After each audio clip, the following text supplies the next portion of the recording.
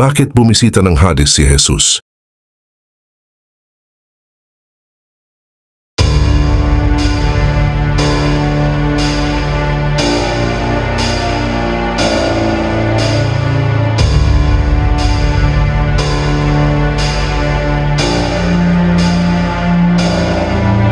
Isa sa mga pinakapinagtatalunang tanong sa kasaysayan ng Kristyanismo ay kung saan napunta si Jesus sa loob ng 3 araw sa pagitan ng kanyang kamatayan sa krus at ng kanyang muling pagkabuhay. Bagamat may ilang pahiwatig ang Biblia, wala itong direktang sagot.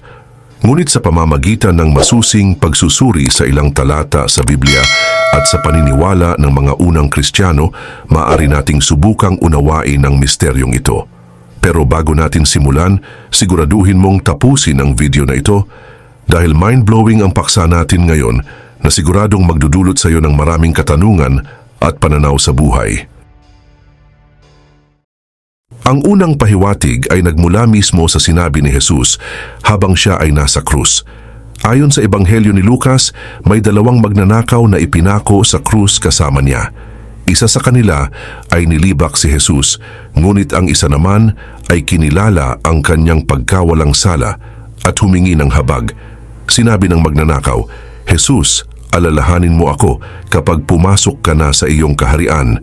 Sumagot si Jesus ng isang pangakong puno ng pag-asa.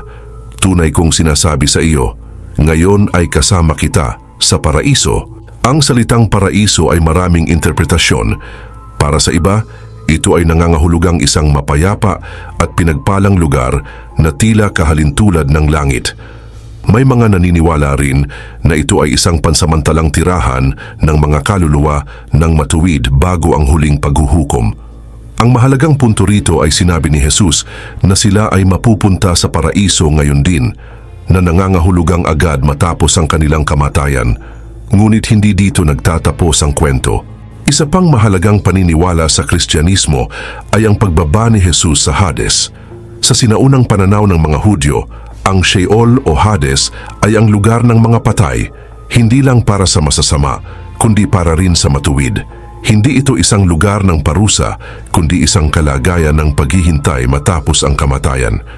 Ayon sa mga sinaunang paniniwala ng simbahan, nang mamatay si Jesus, bumaba siya sa Hades, hindi upang magdusa, kundi upang ipahayag ang kanyang tagumpay laban sa kasalanan at kamatayan.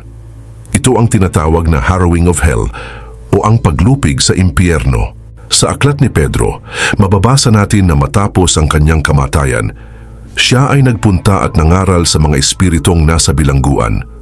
Maraming teologo ang naniniwala na ang tinutukoy na espiritu rito ay ang mga kaluluwa ng mga taong namatay noong unang panahon, marahil kabilang ang mga nasa panahon ni Noah.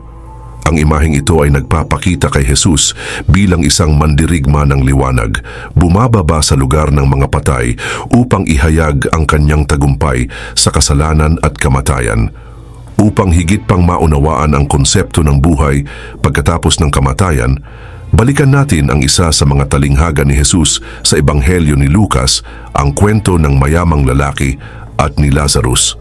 Sa kwentong ito, si Lazarus ay napunta sa sinapupunan ni Abraham, isang lugar ng kapahingahan, habang ang mayamang lalaki naman ay naghirap sa Hades. Dito makikita natin na sa paniniwala ng mga Hudyo, ang Hades ay may 2 bahagi.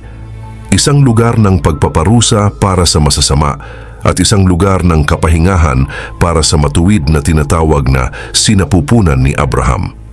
Maraming sinaunang Kristiyano ang naniniwala na nang bumaba si Jesus sa Hades, hindi lamang siya naghayag ng kanyang tagumpay, kundi kanya ring pinalaya ang mga matuwid na kaluluwa na matagal nang naghihintay ng kanilang pagtubos. Ang pagbaba ni Jesus sa Hades ay hindi isang simpleng pagdalaw, kundi isang makapangyarihang tagumpay laban sa kasalanan at kamatayan. Ayon sa aklat ng mga tiga-Hebreo, sa pamamagitan ng kanyang kamatayan, winasak niya ang may kapangyarihan sa kamatayan, ang dyablo, at pinalaya ang lahat ng inalipin ng takot sa kamatayan. Sa aklat ng Apokalipsis, sinabi ni Jesus, "Ako'y nabuhay na matay, at ngayon ay buhay magpakailanman. Nasa akin ang mga susi ng kamatayan at ng Hades. Ipinapakita nito na si Jesus na ang may ganap na kapangyarihan sa kamatayan at sa buhay sa kabilang buhay. Sa ikatlong araw matapos siyang ipako sa krus, bumangon si Jesus mula sa kamatayan. Maagang maaga, nagtungo ang kanyang mga alagad sa libingan at natagpuan itong walang laman. Sinabi ng anghel, "Wala siya rito, siya ay muling nabuhay." Ang muling pagkabuhay ni Jesus ang sukdulang patunay na natalo na niya ang kamatayan.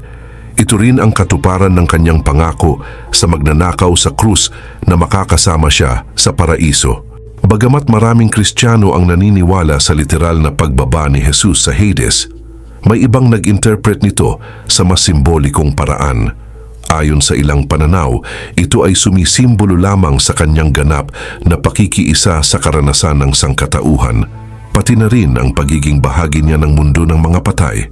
May mga teologo rin na naniniwala na inialok ni Jesus ang kaligtasan hindi lang sa matuwid, kundi maging sa mga hindi pa nakakakilala sa Kanya. Samantalang may ibang paniniwala na tanging ang mga matuwid lamang ang Kanyang pinalaya mula sa Hades.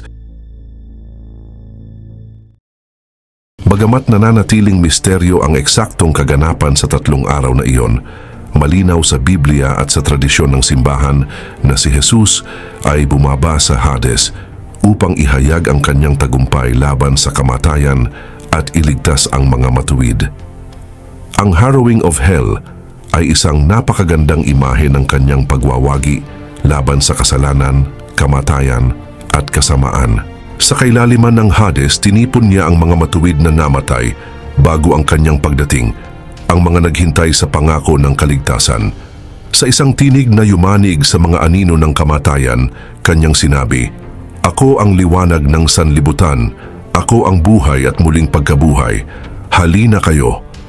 Sa sandaling iyon, ang pintuan ng Hades ay nabuksan at ang mga espiritong bihag ay lumaya. Ang dating tanikala ng kasalanan ay naputol at ang puot ng kamatayan ay nawasak.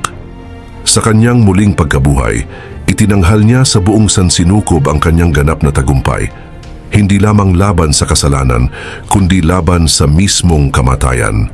At nang siya'y bumangon mula sa libingan, hindi lamang siya bumalik sa buhay. Dinala rin niya ang pag-asa, ang liwanag, at ang walang hanggang katubusan sa lahat ng sumasampalataya. Ang Hades ay hindi ang katapusan, kundi isang tagpo ng tagumpay. Naway nagustuhan mo ang video natin ngayon. Hanggang sa muli nating paglalakbay sa kasaysayan ng Biblia.